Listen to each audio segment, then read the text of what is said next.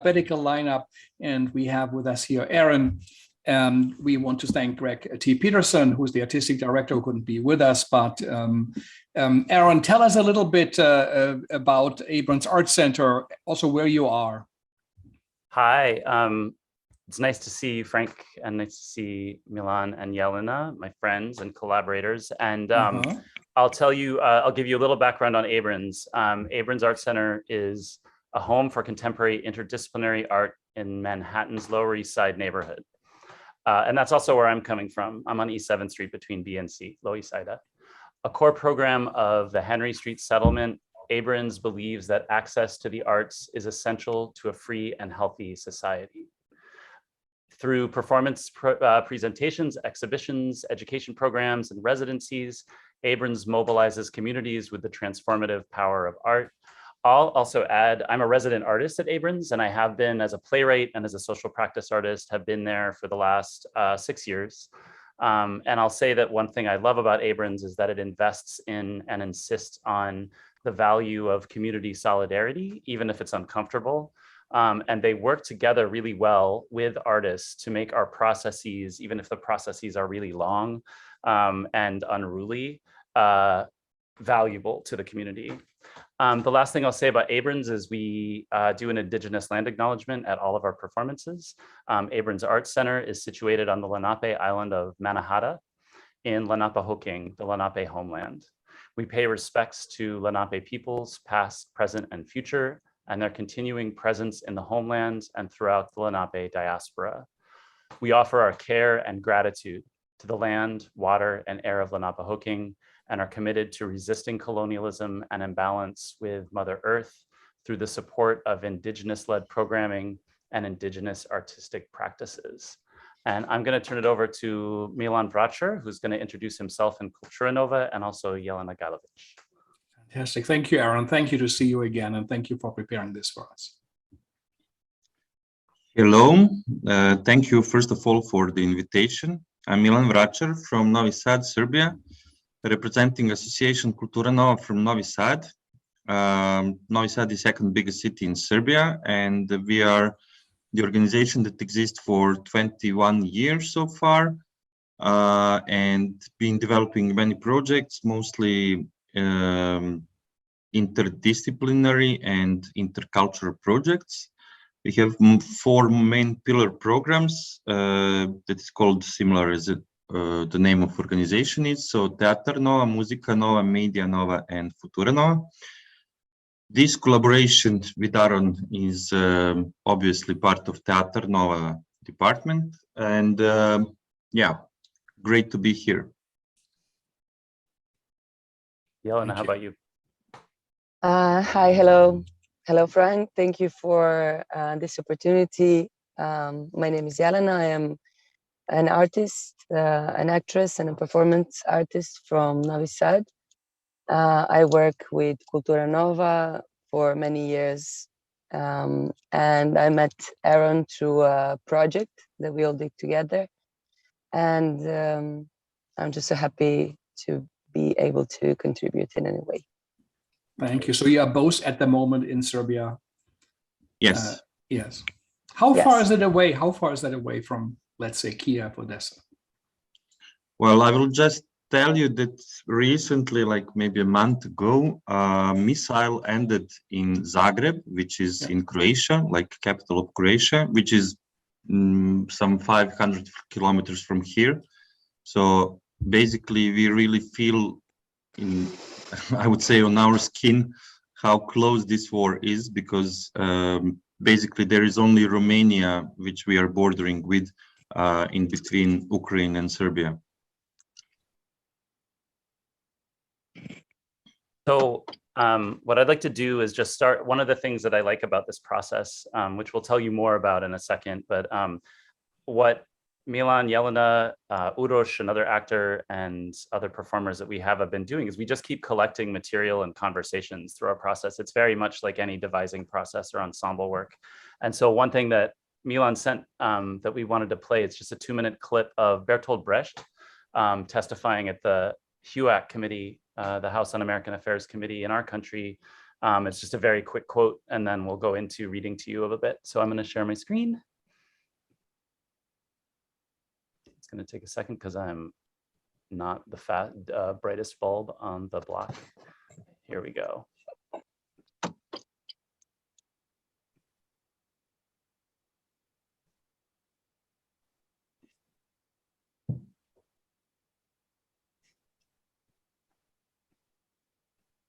Is there a sound? You can't hear? No. Not yet.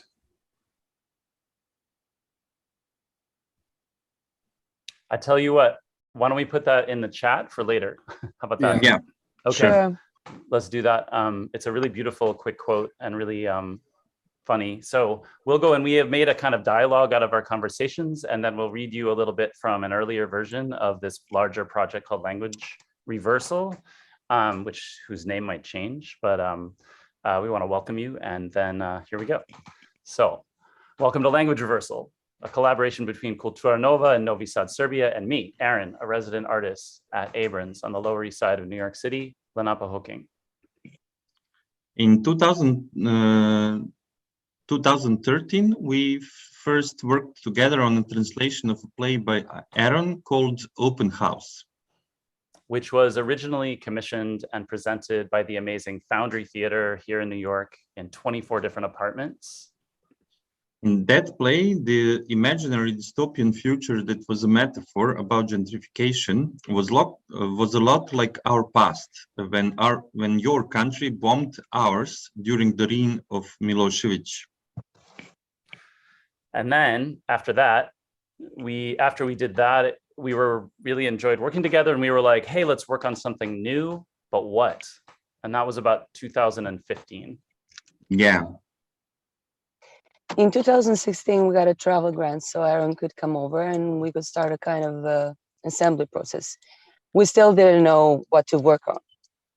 And then in October of 2016, I bought a plane ticket, and that plane ticket was for November 15th, 2016.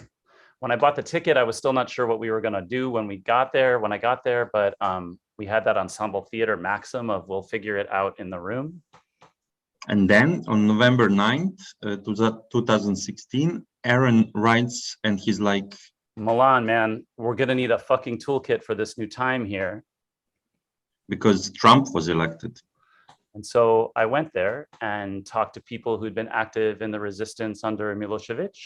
And I also asked people I knew here to send versions of their own resistance toolkits, recipes, catchphrases, maps, poems. In that first trip, we talked about the history of Yugoslavia and its ending, about what we call Yugo nostalgia, for when we were more powerful. And we talked about how you keep your shit together when the bombs are falling, and make coffee in a basement shelter when there's no electricity or running water, survival skills. We talked about people in the US who have been always operating under a regime of terror there. How do you just survive the next day? In 2018, we made a piece we were going to perform together at La Mama, but we couldn't get visas for Kulturanova, which was a very real problem under the Trump administration. Now we are asking ourselves what we can offer again. Because just as we thought, maybe this work together is too sprawling and too long, or maybe we don't know what the value is, or maybe the pandemic has fucked all of us up. And now there is this war in Ukraine, and the country that protected Serbia in 2000s, Russia, namely, is committing war crimes now. And yes, it is closer to home for you, and it's even closer for us. And there is this story that I already told you that about that missile that landed in Zagreb. And so we're reading Mother Courage again, and we're watching Brecht's testimony at HUAC, and maybe we can do something with that. And we are looking at material from our past 5 years and several visits and reframing it in this new light. Here is a new scene we've been working on. Boop, boop, boop, boop, boop, boop. Hey, Milan, Did you get that video I sent of that talk show host pointing out the irony of how differently we are treating refugees from Ukraine versus how we treated refugees from Syria? Yes. Isn't it ironic? Yes, but I mean, we have to point that out in our work together, right? Like the double standards, it's like so glaring. yes, but I mean, it's so clearly about the hypocrisy of, I don't know, I mean, nations in general, but also race, of course, in the US. And maybe that's also why I think it's how things are different between our two countries now and how, sorry. Yeah? There is one thing that is a little bit missing, I think. Oh, okay, sure. Even Trevor Noah misses something. Wait, Trevor Noah does? Yeah, I mean, when he says this is the first time since World War II there has been a war in Europe. Oh, okay. Because, oh. Yeah, dude, what do you say? We out here? Right. But that was, I mean, you guys were, I mean, the enemy. I mean, well, no, but well, you know, yeah. So this was a scene that came a little bit from one of my own blind spots. Like I literally sent that clip to Milan and he was like, hey, wait a minute. So that's part of our learning process. I want to switch now and have Jelena speak a couple of texts from the piece we made in 2018. And just so you know how this worked, this first thing is from Lazar, who was a student protest leader in Novi Sad fairly recently. And we performed this at La Mama, but we couldn't get visas to have Kulturanova come over. So what we did was Culture Hub sent someone to Novi Sad and they set up a link so that Kulturanova was performing at 1:30 in the morning in Serbia to an audience that was fairly rowdy. And then we performed at La Mama at 7:30 at night and we live cast it. So we had people on stage in both places performing at the same time. And we had a US performer doing the English version and Serbian performer doing the Serbian version. So this is some text that Jelena is going to do from Lazar. Most people here in this country, maybe everywhere, we just want to go to work. We don't want to be bothered. This is our goal. Don't bother me. Maybe I can grow some tomatoes or my uncle will make some rakia or slaughter some pigs. But I hope they can see that with what people are making to live on, how much insecurity, you can have a foundation of life that you want because there is nothing to base it on. There is not enough money to just go about your life. What is part of one country or another?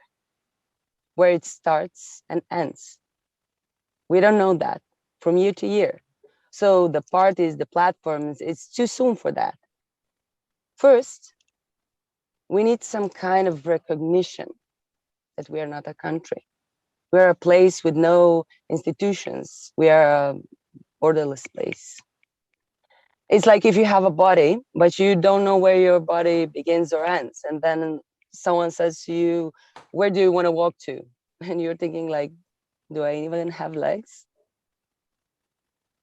You can have more power if you leave no foundation for people to build an opposition. That is what has been done to many disenfranchised people forever. You take away the foundation. My friend, he studies economics in Germany, and he's very normal, you know. He says that when he comes back home, he goes to protest because that is where the society is. Society lives and has a chance. It's affirming when no other place is affirming. There are no politicians here. There are only managers and marketing people. Thanks, Jelena. And then the second piece that Jelena is going to read is from a woman named Vishnia, who's an actor who we all know in Novi Sad.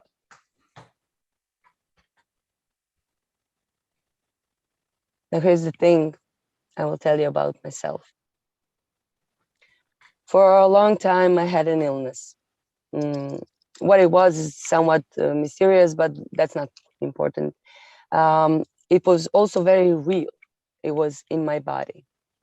And for a long time, people told me, and I believed, the answer was only to fight the illness in the body until you have beaten it. For a while, I made progress, but not all the way. And after a while, I was so tired, and I was fighting only with the half of my heart. And I felt I had to learn to accept that illness, that it was a part of my body.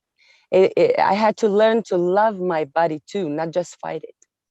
And fighting helped, but loving my body and the illness as the part of my body also helped. I am well. I'm more well now. And I wonder if this is like your country. Are you only fighting this illness that has taken over your body and not loving it too? Can you love that much? Maybe not now, and definitely not only. Maybe soon or later. I know this isn't quite right. This is a touchy thing. There is a wound there that some people had had ripped open the whole time. A country is not a person or a body, especially not this one now. Maybe a country carries wounds the same way the body does. Maybe part of this fight is a loving one. Maybe you must become your whole body and love it enough to get the illness out. I don't know if I agreed with this, but it is what I did to save myself. Yeah, that was it. And this is some more new text in preparation for the next time we see each other when Aaron comes to visit us in May. Rewind. Yugo nostalgia. Make America great again. Mir, stabilnost, Vučić. Peace, stability, Vučić. What do we take responsibility for? Drone strikes, colonization? The obsolete technology of the nation state. Maybe a borderless land is okay, because the lack of a horizon means we don't know where to aim to. A border is obsolete, dangerous. Once you have a country, then cultures are fucked. Because culture is fluid and borderless, and country is fixed. A map of limits, rigor mortis. A hollow place, defined by what it is not. Once you have a country, the history is fixed. See, we fixed it. We named it. This is ours now. That's yours over there. We have a right answer and a measure of value. And if we have the bigger guns and the louder chants, it doesn't matter. We can rain down on you so much misery. Even if the map says we don't have the right. Our margins together are sites of possibility. Slava Ukraine. Slava Syria. Slava Gaza in Tel Aviv. Slava Lenapehoking. Slava Brooklyn. Slava Sunset Park. Slava Novi Sad. Slava discomfort. Slava disgrace. Slava Grace. Slava history. Slava right now. Slava Future. Slava the soup and the coffee and the Sunday paper. Slava the baby in the bath. Slava the grandmother in the spare room. Slava the car and the train and the bus. Slava the cat and the sun on the bed. Slava the friends arguing about what was the better story. Slava the maudlin pop music and the cynical alcoholic novel. Slava the garbage collectors and the librarians. Slava all the thankless jobs. Slava the new and the countryless planet. Slava. Slava. Slava. Slava. The last thing I want to read, have us read, just take a couple minutes, is excerpts from a statement by Alla Gutnikova, one of the editors of the Moscow student journal Doha. who are all facing prison sentences for inciting minors to take part in illegal opposition protests. So we'll each read a section. And some of this is by other people, some of this is by her. In the Kabbalah, happy Passover, there is the concept of tikkun olam, repairing the world. I see that the world is imperfect. I believe, as wrote Yehuda Amichai, that the world was created beautiful for the goodness and for peace, like a bench in a courtyard, not a court. I believe that the world was created for tenderness, hope, love, solidarity, passion, joy. And Mahmoud Darwish says, as you prepare your breakfast, think of others. Don't forget to feed the pigeons. As you conduct your wars, think of others. Don't forget those who want peace.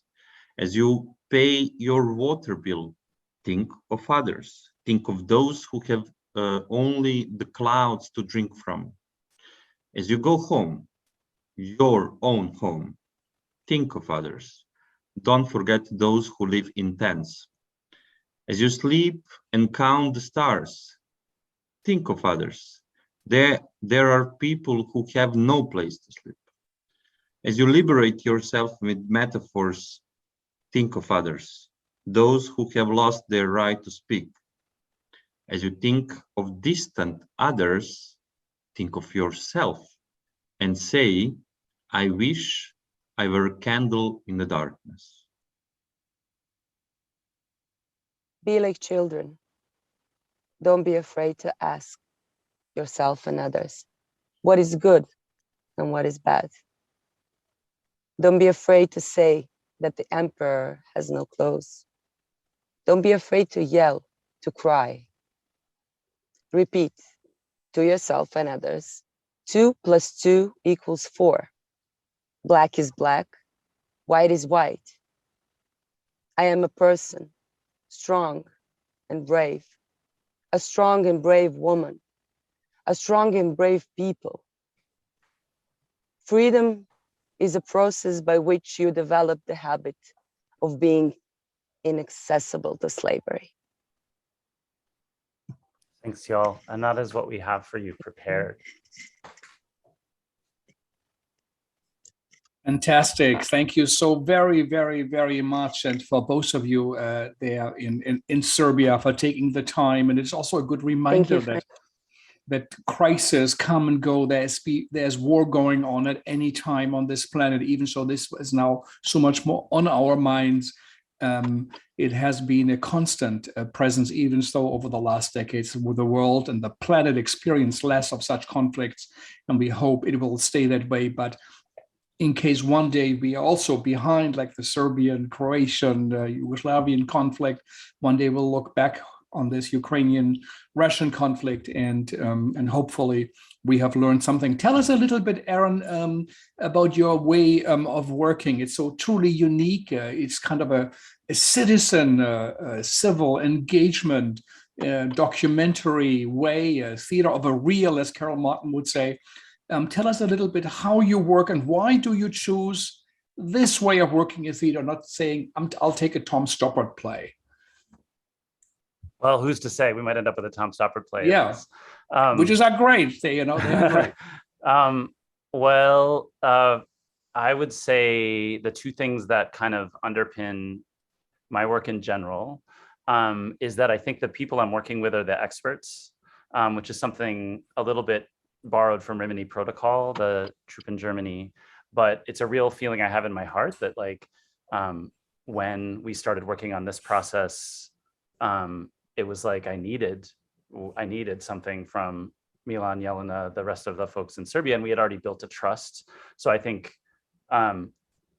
experiencing my counterparts as the people with both knowledge and expertise, and then on a very functional level, when I work through interviews, I don't write notes and I don't record. So it's different from a lot of documentary theater.